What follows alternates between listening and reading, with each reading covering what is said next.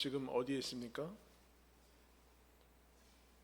예전에 우리는 마음 그러면 여기 심장을 가리켰습니다. 마음이 여기 있다고 생각했는데 요새 정신의학과 많은 과학이 발달해서 마음은 뇌에 있다 그렇게 이제 보통 얘기합니다. 여러분 마음은 어디에 있습니까? 그 마음이 있는 곳은 분명히 여러분이 가장 소중하게 여기는 것들이 있을 것입니다. 주님께서 말씀하셨죠. 너희 보물이 있는 곳에 너희 마음도 있을 것이다. 여러분이 요새 가장 많이 생각하고 가장 많이 마음을 두고 있는 것이 그게 여러분이 생각하는 보물입니다.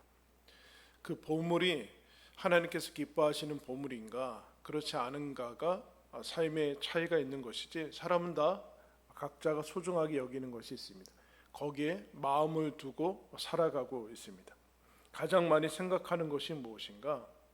그런데 그 보물에 여러 가지 특징들이 있지만 그 보물의 중요한 특징은 무엇인가? 그 보물이 나를 안전하게 해준다라는 의식이 있습니다. 내가 어떤 것들을 그 소중하게 여기는 것이 나를 지켜주고 내 가정을 지켜주고 내 노후를 지켜주고 하는 안전을 제공한다라는 믿음을 거기에 두고 있다라는 것이죠. 제일 흔한 예로 우리가 현대 생활에서 이제 가지고 있는 돈이 많으면 우리는 안전감을 느낍니다. 여러 가지 위험과 여러 가지 삶에서 나타나는 문제들에서 쉽게 그런 것들을 해결할 수 있다라는 이제 여러 가지 경험이 축적돼서 그 돈이 많으면 우리는 거기에 그 돈 자체가 아니라 돈에 신뢰를 하게 됩니다. 안전감을 내가 그 마음을 거기다 두는 것이지 사실은 돈 자체가 주는 것은 아니죠. 그런데 여러분 돈이 많으면 여러분 생명이 더 많이 유지가 됩니까? 그렇지 않죠. 우리는 그렇게 느끼는데 그렇게 이제 예측을 하지만 사실은 그렇지 않습니다.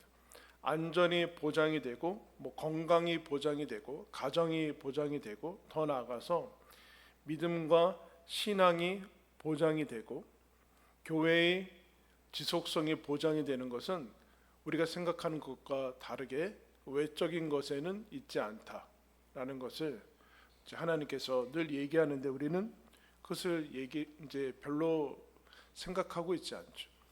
그런데 우리가 소중히 여기는 그 보물이 우리에게 안정감을 주는 것은 분명한데, 여러분들이 다 소중하게 여기는 그것이 안정감을 주는데, 여러분이 아마 일생을 살아오면서 성실하게 살고 노력을 많이 하고 작은 성공을 많이 가진 사람일수록 자기를 많이 신뢰할 것입니다.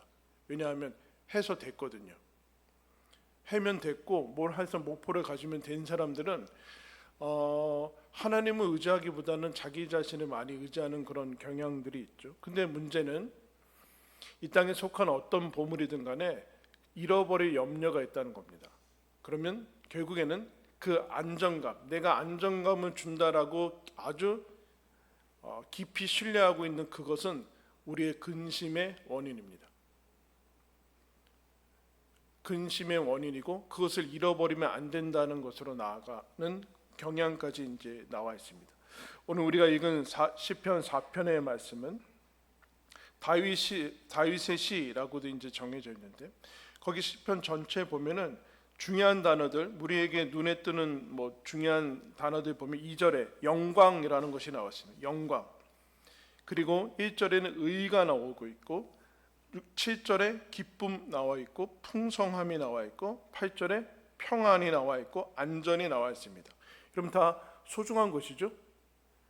영광이 아니라 여러분 완전히 멸망 같은 거, 패하고 저주가 임하는 것은 우리가 선호하는 것은 아니잖아요. 의가 아니라 불의와 거짓, 불법이 있고, 기쁨이 아니라 슬픔과 아픔이 있고, 평강이 아니라 늘 절망하고 하는 것은 당연히 여러분 좋지 않죠.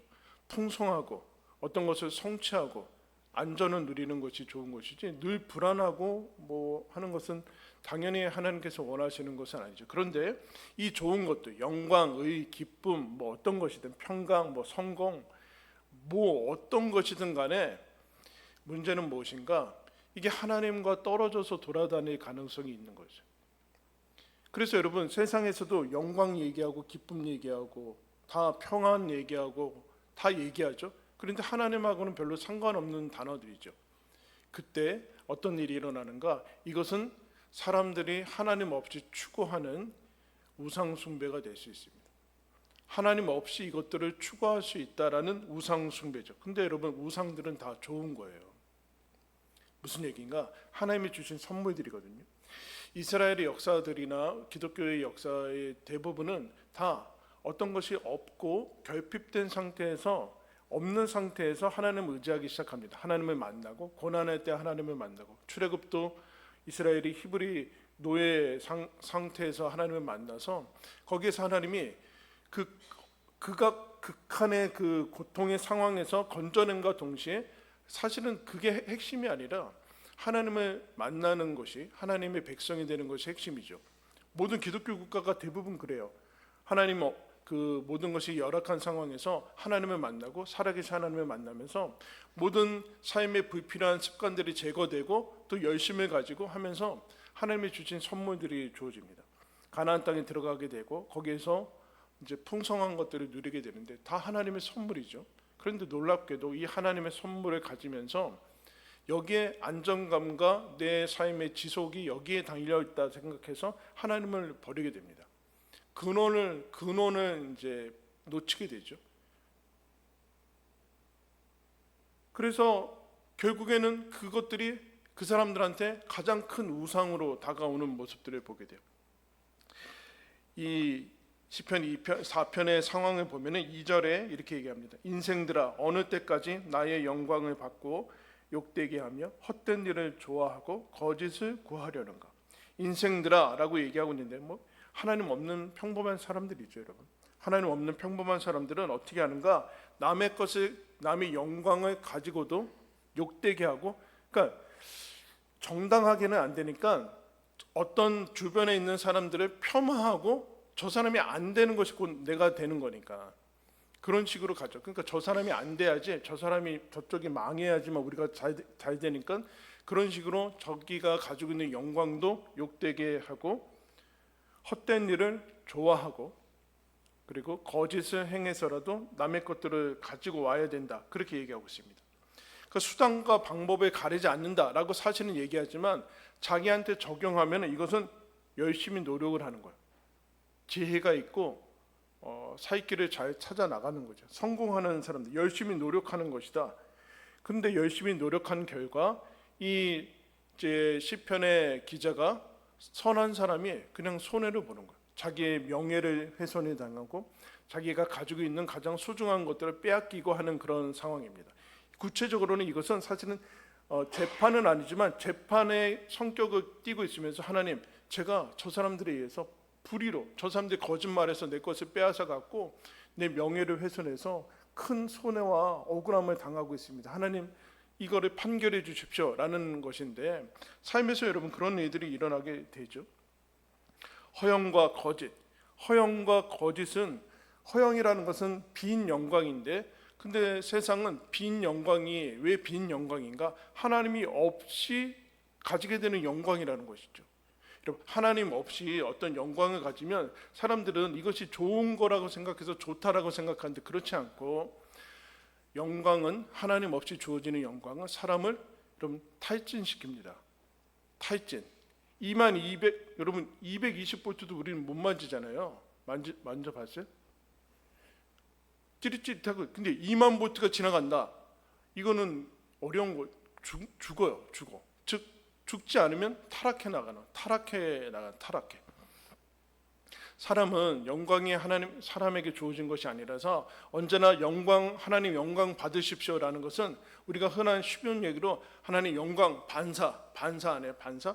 하나님, 우리는 영광을 가지고 있으면 영광을 담지하고 있을 그런 존재가 되지 않습니다. 그러니까 하나님 영광 받으십시오.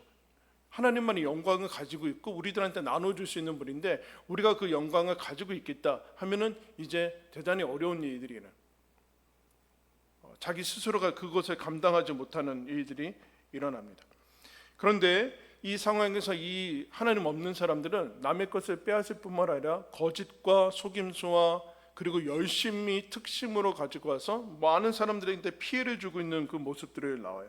그로 말미암아 손해를 입었고 명예가 훼손이 될 뿐만 아니라 인생이 대단히 어려운, 이 사람들 때문에 잠을 자지 못하는 인생, 그런 상황 가운데 있습니다.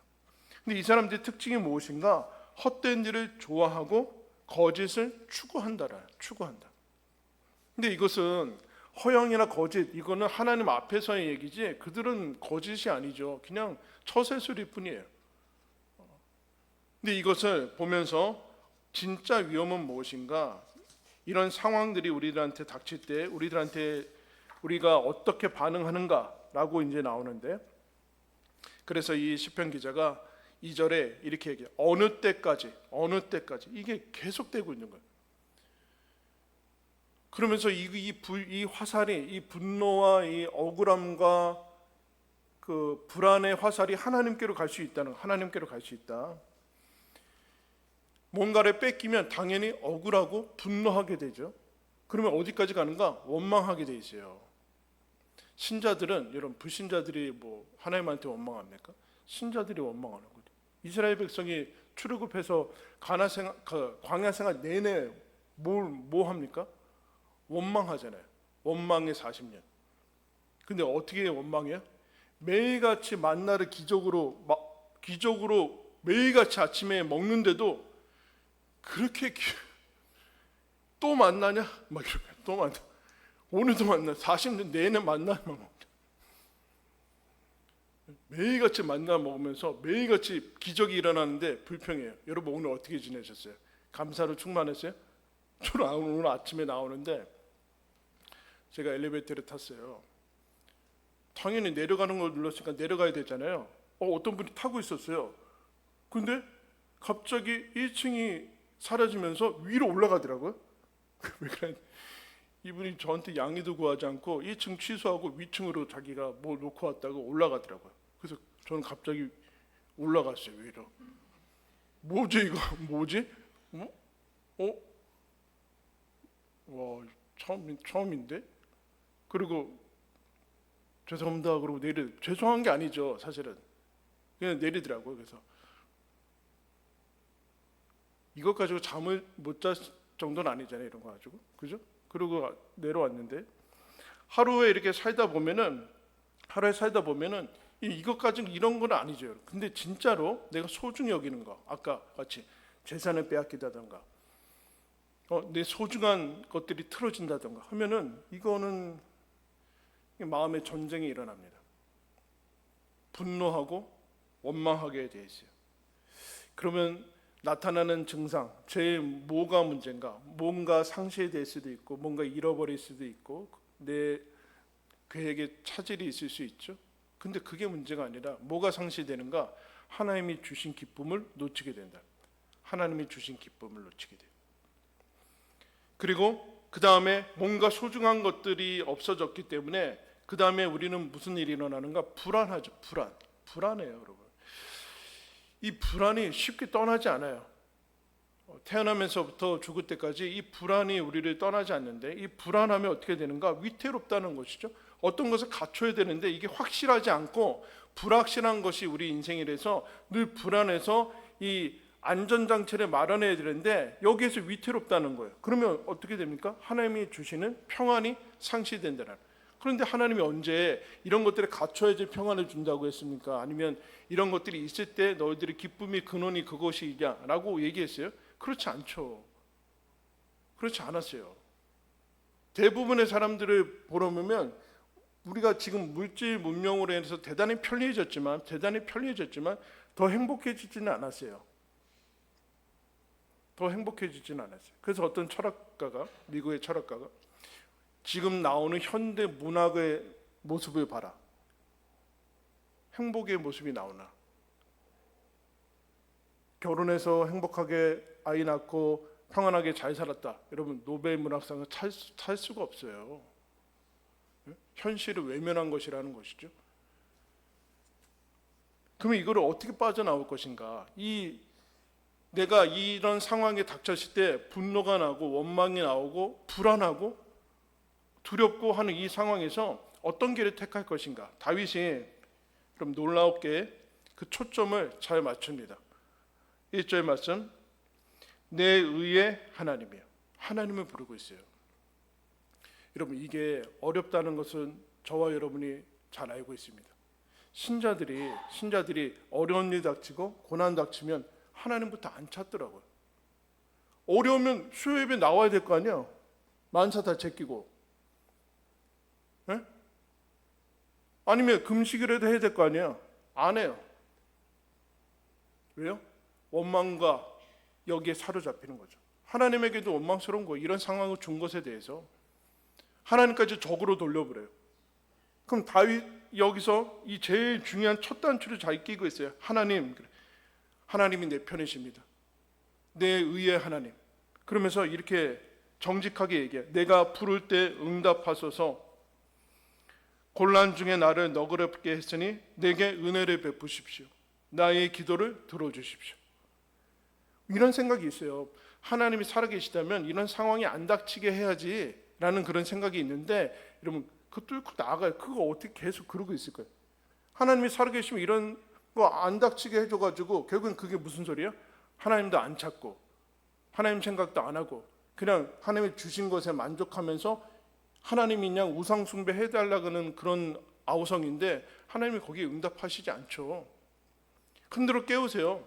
100세 때 준 아들 이삭도 바치라고 하시는 하나님이에요. 왜요? 너 지금 하나님, 그래서 그때서야 너가 나를 경외하는 줄 알리라. 무슨 소리예요? 아들 이삭한테 정신 빠졌다는 거죠.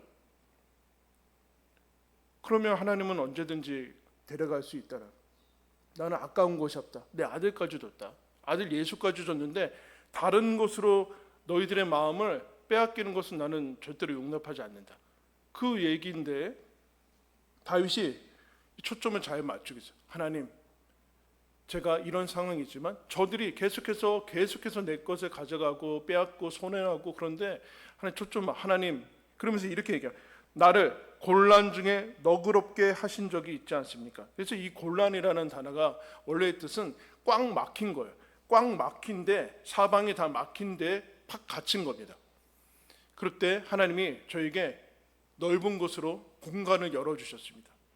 이 갑갑하고 답답하고 어떻게 이 운신할 수 없는 거기에서 하나님이 저를 넓은 곳으로 인도해 주셨습니다. 너그럽게 해주셨습니다. 하나님, 저를 그렇게 응답해 주십시오 라고 시작을 하는데, 2절은 아까 2절은 이 사람들이 계속해서 해결되지 않죠.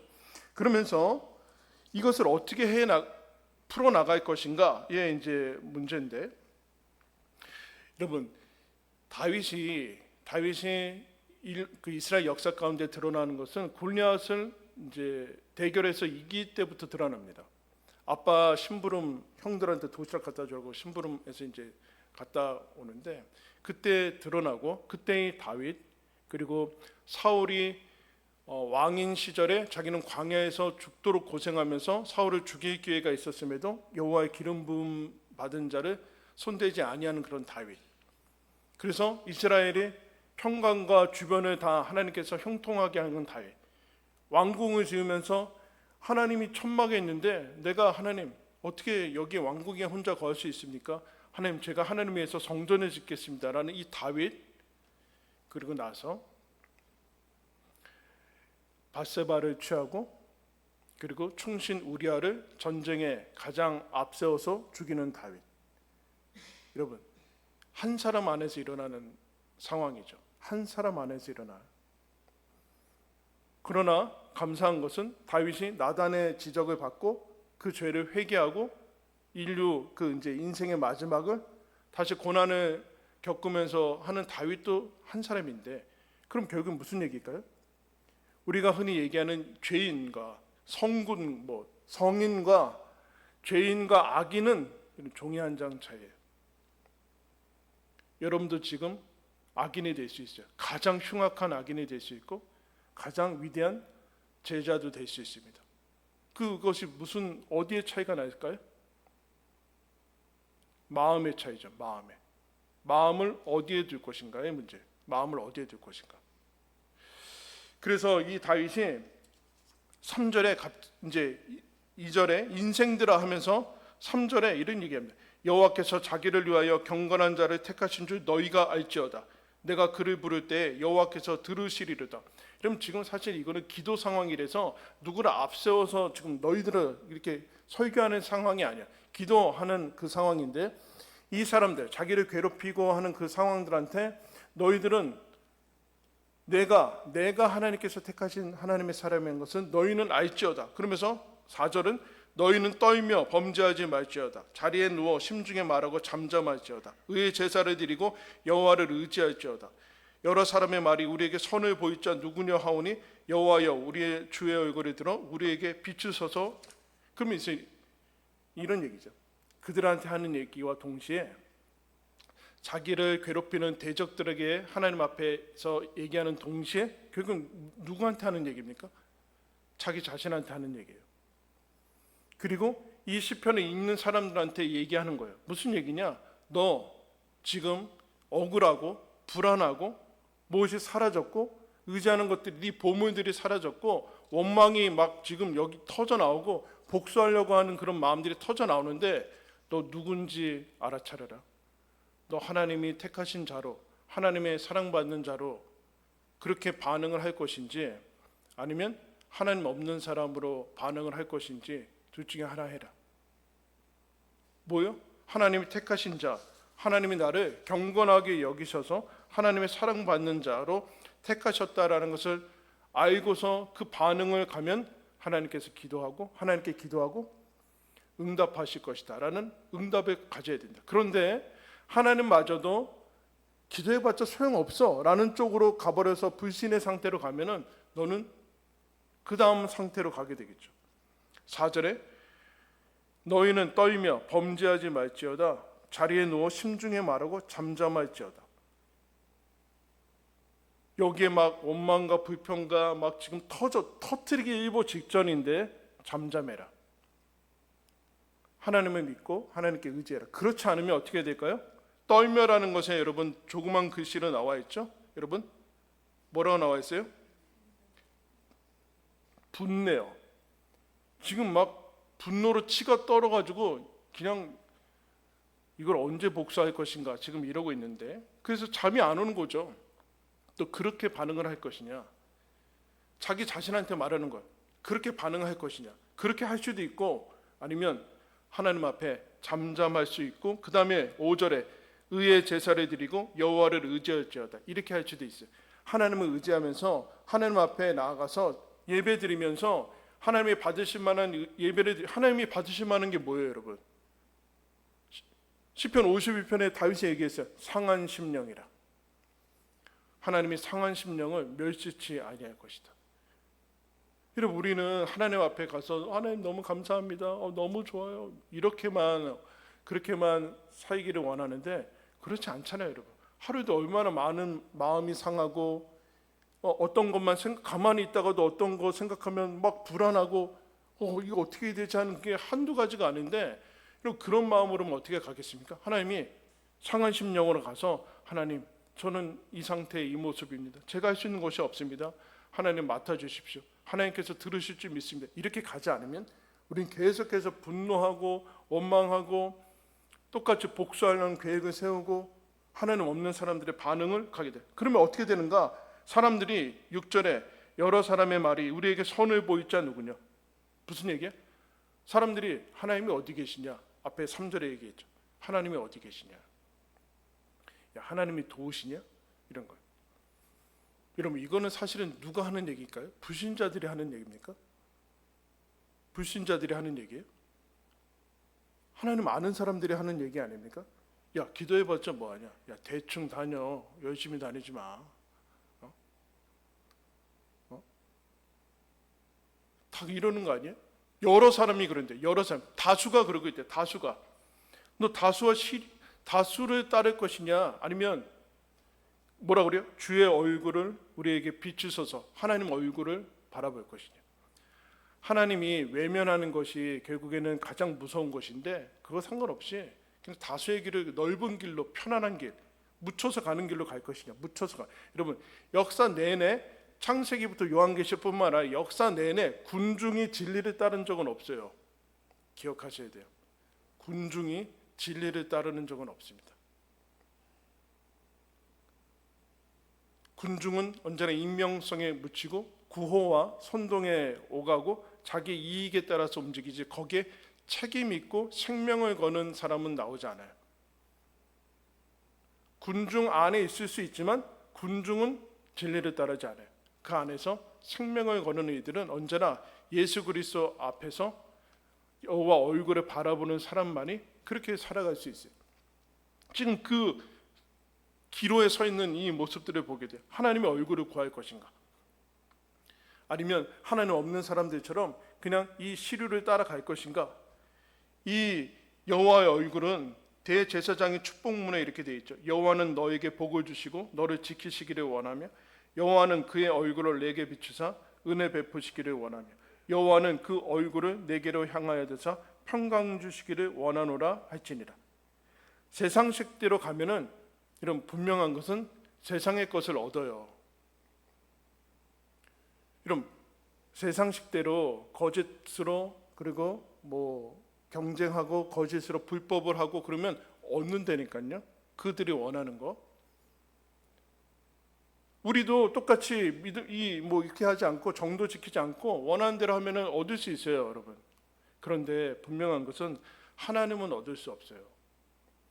그런데 살다 보면은 하나님 말고 내가 원하는 소중한 것들을 생겼을 때 하나님은 없어도 돼. 사실은 이런 것이 더 중요하더라 하면서 가면은 당연히 우리는 이 길을 걸어갈 수 없죠. 즉 하나님 정당하게 믿으면서 하나님이 그런 것들을 보호해주고 채워줄 거라고 생각하는데 그렇지 않은 상황을 경험했어요. 그럼 어떻게 할 것이냐? 너도 하나님 빼버리고 저들과 같은 세상 방식대로 살면서 저들보다 앞서가려고 할 것이냐? 아니면 그거 포기하고 하나님 안에 주시는 하나님 것 가지고 갈 것이냐? 그 둘 중에 하나의 모습으로 나오고죠. 하나님은 주시지 않으세요. 수도 부도 얻을 수 있고 성공도 얻을 수 있죠. 명예도 얻을 수 있을 거예요. 그러나 거기에 하나님은 없다라. 하나님은 없다. 이걸 자꾸 우리는 놓치는 것 같아요. 그리고 사도행전에 보면 베드로, 요한, 사도 바울 당시에 아무도 알아주는 사람이 아니에요. 아무도 알아주는 사람이 아니에요. 사도 바울이 로마를 가나 에베소에 가나 고린도에 가나 사도행전 하나 기록되어 있지 그걸 누가 알아줘요? 기억하지도 않아요. 근데 우리는 하나님의 뜻대로 살면 박수치고 세상에서 알아주고 그런다고 생각하고 있어요. 이게 한국 사회에서 그러고 있어서 그래요.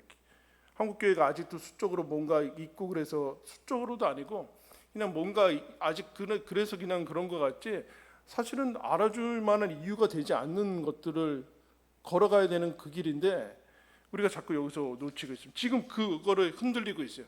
그러자 하나님 앞에서 자기의 마음을 다스리고 하나님께 나아오자 하나님께서 어떤 응답을 주시는가? 우리 7절과 8절 말씀 우리 함께 읽겠습니다. 시작.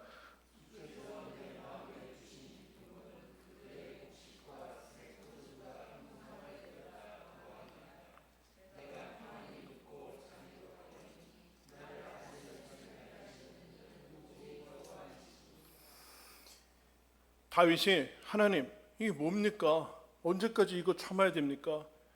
하나님 빨리 이 억울함을 풀어주십시오 하면서 시작을 했는데 마지막에는 이 과정들을 쭉쭉 거치면서 하나님께서 주신 내 마음에 두신 기쁨은 저들은 모르는 것이구나. 원망이 없을 수 없겠죠. 원망도 있고 불평도 있고 분노도 있고 억울한 것도 있는데 하나님 안에서 내가 하나님 안에서 받은 것들을 하나님께서 주시는 것들을 생각하면 아무것도 아니구나. 그래서 기쁨을 다시 회복하는 그 모습들을 기쁨을 회복하는 것. 이런 말씀 한 군데를 찾겠습니다. 누가복음 12장 신약성경 누가복음 12장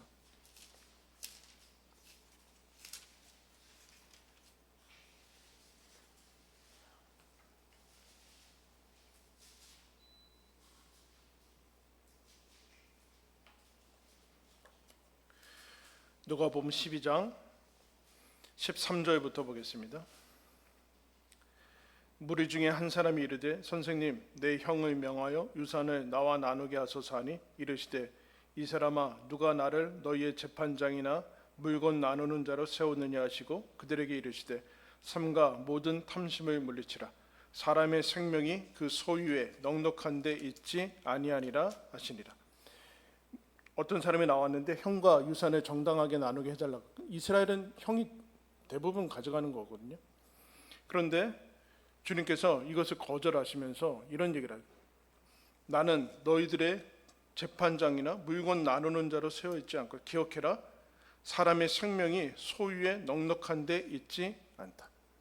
사람의 충만함, 이 육신의 생명이 아니라 영혼의 이 충만함은 소유와 비례하지 않는다. 그거와는 별로 상관이 없다. 그러면서 한 가지 더 얘기를 해주세요. 또 비유로 그들에게 말하여 이르시되 한 부자가 그 밭에 소출이 풍성함에 심중에 생각하여 이르되 내가 곡식 쌓아둘 곳이 없으니 어찌할까 하고 또 이르되 내가 이렇게 하리라. 내 곡간을 헐고 더 크게 짓고 내 모든 곡식과 물건을 거기 쌓아두리라.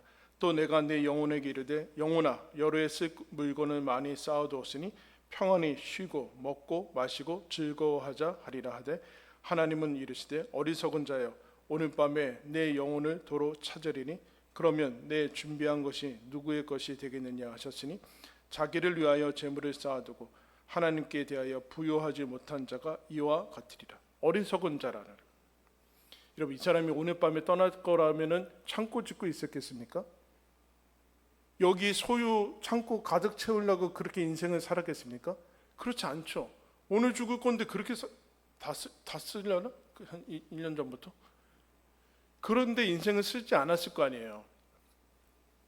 1년 남았다면, 생명이 1년 남았다면 우리의 일상을 계속 해나가되 그러나 거기에 마음을 두지는 않을 거 아니에요.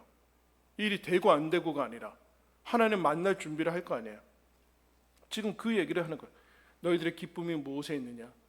다윗이 이것에 이 사람들이 뺏고 빼앗기는 이 싸움에 얽혀 들어가서 가장 중요한 모든 걸 뭘 놓치는가? 그럼 열심히 피 터지게 싸우면 더 얻어낼 수도 있을 거예요. 더 많이 가졌을 수도 있죠. 기쁨을 잃어버렸어요. 싸우다가 이 사람이 이리가 돼버렸어요. 양이어야 되는데 이 세상 싸움 하다가 하나님의 사람의 정체성을 놓치고 있습니다. 하나님이 내 마음에 두신 기쁨이 있다. 여러분 어떠세요? 정말 하나님이 두신 기쁨이 세상 사람들이 가진 것들 풍성할 때보다 더 큽니까? 아니면 너무 부럽습니까? 아직도? 네? 어때요? 결국엔 이 싸움 하는 거 아는 사람은 행복할 거예요. 하박국이 선포한 것처럼 무화과 나뭇잎이 없고 포도나무에 열매가 없고 우리의 양이 없고 외양간 소가 없는데 여호와로 말미암아 즐거워할 수 있나? 물어야 돼요. 그렇지 않으면 왜 그렇지 못하는가? 이 제일 중요한 거 놓치고 있는 거 아니에요? 제일 중요한 거 놓치고 있는 거 아니에요? 두 번째, 평안. 하나님이 나에게 주신 평안이 하나님만이 다시 시편으로 들어가면 내가 평안히 눕고 자기도 하리니 나를 안전히 살게 하시는 이는 뭐라 그래요? 오직이 중요한 거예요. 오직 나를 안전히 자고 살게 하는 것은 오직 하나님밖에는 없다. 우리는 어떡하지? 이러면 갑자기 불안이 막 몰려와요. 어떡하지? 이렇게 되면 어떡하지? 우리 자녀가 이렇게 되면 어떡하지? 내가 이렇게 되면 어떡하지? 이거면 그 다음에는 사실 이거는 대책 없는 질문이거든요. 왜냐하면 이걸 어떻게 해결할 거예요? 그 만약의 상황을 아무리 안전장치를 우리가 뭐 지혜가 있어서 마련하더라도 그런 일이 닥치면 대단히 어려운데 불안이 생기죠. 그때 하나님께서 오직 너를 지키시는 분은 하나님밖에는 없다. 이거를 기억해야 된다. 그러니까 결국엔 하나님마저도 불안하면 대책은 없는 거죠. 그러니까 하나님이 나를 붙드시고 나를 있다라는 사실, 하나님과의 관계 속에서 하나님이 나를 붙드신다. 지금 대단히 취약한 상황이고 불안한 조건에 있을지라도 전능하신 하나님께서 나를 붙드신다. 그래서 빌립보서에서 이렇게 얘기하지 않습니까? 빌립보서에서 사도 바울이 감옥에서 너희들 기뻐해라, 아무것도 염려하지 말고 모든 일에 기도와 간구로 너희 구할 것을 감사함으로 아뢰라. 여러분 이게 얼마나 웃겨요. 자기는 고기에 갇혔으면서 무슨 우리들한테 편지를 해. 너가 사도면 나와라 이렇게 되는 거 아니에요? 자기도 뭐 자기 앞가림도 못하면서 뭐 간구함으로. 근데 바울이 여기서 기뻐하면서 내가 너희들한테 감사함으로 하나님께 알아. 그래 하면 어떻게 되느냐? 그리스도의 평강이 너의 마음과 생각을 지킬 것이다. 너의 마음과 생각을 지킬 것이다. 우리의 문제는 뭐예요? 마음을 지키지 못해요. 생각을 지키지 못해요. 불안해서 죽겠다는 거예요. 불안해서 죽겠다는 거죠. 왜요? 더 풍성해졌는데 불안해다는 거예요. 옛날보다 훨씬 나아졌는데 지금 마음은 그거 왜 그래요? 뭐가 채워지면 불안이 사라져요? 천만에요. 그거 있는 것도 상실될까 봐. 옛날에는 없었는데 있으면 좋아야 되는데 그 있는 거 갑자기 생긴 거 없어질까 봐. 그러면서 이렇게 얘기합니다. 너희 마음과 생각을 지킬 거다. 그러면서 끝으로 형제들아 무엇에든지 참되며 무엇에든지 경건하며 무엇에든지 옳으며 무엇에든지 정결하며 무엇에든지 사랑받을 만하며 무엇에든지 칭찬받을 만하며 무슨 덕이 있든지 무슨 기림이 있든지 이것들을 생각하라. 너 하나님이 뭐 기뻐하실지 생각해라. 다른 거 생각하지 말고 그거 생각하면서 너 생각을 채워라. 그리고 너희는 내게 배우고 받고 듣고 본 바를 행해라. 그리하면 평강의 하나님이 너희와 함께 계시리라. 왜 우리가 평안하지 않는가? 하나님 뜻 알면서 안 행하기 때문에 불안한 겁니다. 이러다 한 대 터지겠는데 계속 그러고 터질 때까지 기다리라. 터질 때까지. 드디어 터졌습니다. 너무 마음이 평안할 때까지, 터질 때까지 기다려.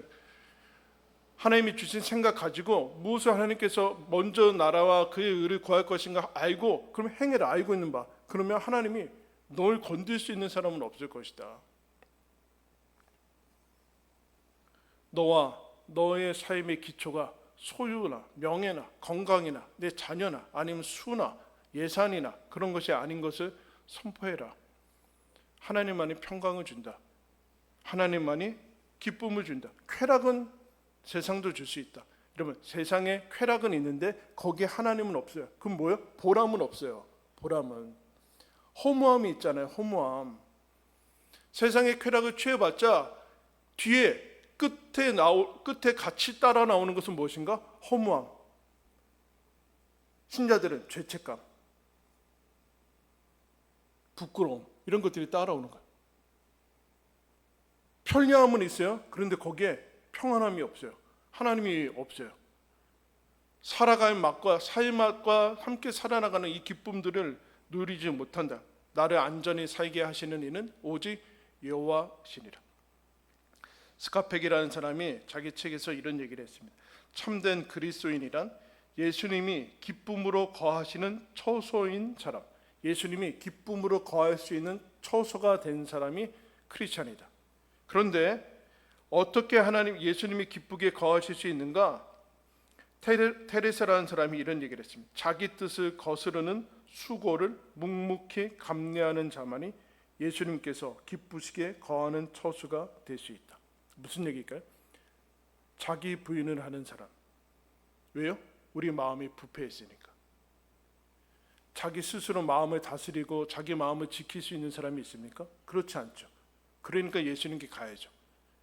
예수님이 산상수훈의 첫 번째 뭐예요? 심령이 가난한 자는, 심령이 파산했다라는 사람을 선포하는 자. 파산된 하나님, 저는 심령이 영혼의 파산자입니다라고 선포하는 사람은 예수님이 그 안에 들어가서 마음을 지키고 다스릴 것이다. 그러나 아직도 자기가 자기 스스로 마음을 다스리고 지킬 수 있다라는 생각을 하는 사람은 예수님을 받아들이지 않을 거니까 끊임없이 심히 부패한 마음 상태로 가게 될 것이다. 예수님을 받아들이고 너의 마음을 지켜라. 예수님 없이는 불가능하다. 그래서 시편 오늘 말씀에 오라고 합니까? 의의 제사를 드리고 여호와를 의지할지어다. 시편 이 4편은 줄곧 그 얘기밖에 없어요. 하나님과 1대1로 서게 돼. 1대1로 하나님과 서서 계속해서 초점을 맞추고 있어요. 사람들이 가져간 거 나를 억울하게 만들고 그게 아니라 하나님에게 초점을 맞추고 있어요. 하나님, 이런 상황이 있습니다. 그러나 하나님만이 나한테 평안을 줄 수 있고 그들이 빼앗아 갈 수 있는 것은 없습니다. 빼앗아 간 것도 사실은 없습니다. 하나님이 뜻 가운데 가져갈 때가 있고 주실 때가 있을 겁니다. 하나님, 주님께 제 마음을 듭니다. 여러분, 우리의 마음 보관소가 하나님입니다. 하나님께 우리의 마음을 드릴 때 하나님이 세상을 알지 못하는 기쁨과 평안으로 우리를 채우실 것입니다. 그것이 있을 때만이 우리는 인생을 살아갈 수 있습니다. 이 특권으로 저와 여러분이 초대를 받았습니다. 여러분, 그 특권이 기도 아닙니까? 기도하면서 하나님께 우리의 상한 마음을 드리고 하나님이 세상에서 알지 못하는 그 위로와 평안으로 우리들한테 주실 것입니다. 그 시간이 예배의 시간입니다. 오늘도 기도하며 들어갈 때 하나님만이 여러분에게 주실 수 있는 그 기쁨과 평안으로 충만히 체험받고 돌아가시기를 예수님의 이름으로 축원합니다. 기도하겠습니다.